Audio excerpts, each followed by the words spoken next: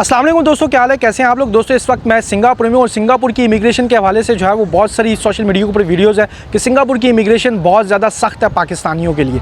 दोस्तों मैं इस वक्त सिंगापुर में मौजूद हूँ और सिंगापुर की इमिग्रेशन का मैं अपना एक्सपीरियंस आप लोगों से शेयर करना चाहूँगा। जब मैं सिंगापुर की इमिग्रेशन के अंदर आकर पहुँचा तो सिंगापुर के अंदर जो है वो डिजिटल इमिग्रेशन है। यहाँ पर किसी भी इमिग्रेशन ऑफिसर को आपको फेस नहीं करना पड़ता, बल्कि आप अपना पासपोर्ट लेकर जाएंगे, डिजिटल काउंटर बने वहाँ पर आप अपना पासपोर्ट स्कैन करेंगे, एक डोर ओपन हो जाएगा, उसके बाद दूसरे डोर पर आपके फिंगरप्रिंट्स और उसके बाद ऑटोमेटिक जो है वो आपकी तस्वीर ली जाती है। लेकिन अनफॉर्चुनेटली पाकिस्तानियों के लिए दूसरा डोर ओपन नहीं होता जहां पर फिंगरप्रिंट्स और तस्वीर खिंचवाई जाती है। उसके बाद वहां पर एक इमिग्रेशन ऑफिसर आता है, वो आपका पासपोर्ट लेकर आपको इमिग्रेशन काउंटर पर लेकर जाता है। दोस्तों मेरा एक्सपीरियंस भी ऐसा ही रहा। जब मैं सिंगापुर इमिग्रेशन में आकर पहुंचा तो मैंने पासपोर्ट स्कैन करके एक डोर ओपन किया, लेकिन जब फिंगरप्रिंट की बारी आई, दूसरा डोर ओपन होना था, वहां पर मेरे फिंगरप्रिंट्स नहीं हुए। उसके बाद एक इमिग्रेशन ऑफिसर मेरे पास आया, मुझे इमिग्रेशन काउंटर के ऊपर लेकर गया।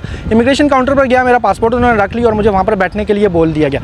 इमिग्रेशन ऑफिसर नहायत ही पोलाइट हैं, बहुत तहम्मुल से आपके साथ बात करते हैं और बहुत पोलाइटली जो है वो आपको डील करते हैं। किसी भी किस्म की कोई जो है वो सख्ती नहीं है इमिग्रेशन में। वहाँ पर जो है वो इमिग्रेशन काउंटर के ऊपर मुझसे डिमांड किया गया कि आप अपनी होटल बुकिंग दिखाएं, तो मैंने अपनी 14 दिन की होटल बुकिंग उनको दिखाई जो कि कंफर्म्ड और पेड थी। फिर उसके बाद उन्होंने मुझे कहा कि आप अपनी रिटर्न टिकट दिखाइए, मैंने अपनी रिटर्न टिकट दिखा दी।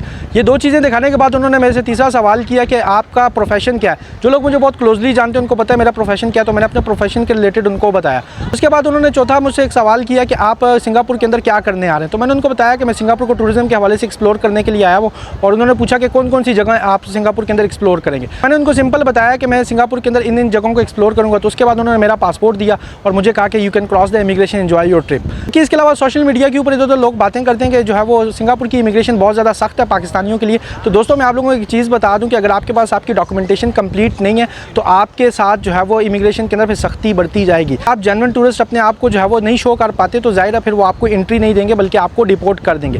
देखिए जब मैं ट्रैवल के लिए प्लान किया तो मेरी होटल बुकिंग भी पेड थी, मेरे पास रिटर्न फ्लाइट टिकट भी थी। उसके बाद मैंने कैश के अंदर सिंगापुर के जो है वो डॉलर्स भी कैरी किए हुए थे, लेकिन मुझसे जो है वो इमिग्रेशन के अंदर कोई भी सवाल नहीं पूछा गया कैश के हवाले से कि आपके पास कितनी कैश आप अपने साथ कैरी कर रहे हो। ऐसे मैं बहुत सारे कई लोगों को जानता हूँ जो कि सिंगापुर से जो है वो डिपोर्ट भी हुए हैं, क्योंकि उनके पास रिटर्न फ्लाइट टिकट नहीं होती, उनके पास होटल बुकिंग नहीं होती और वो ट्रैवल करने के लिए सिंगापुर आ जाते हैं। तो सिंगापुर आने के लिए जो है वो आपके पास आपकी डॉक्यूमेंटेशन कंप्लीट होनी चाहिए।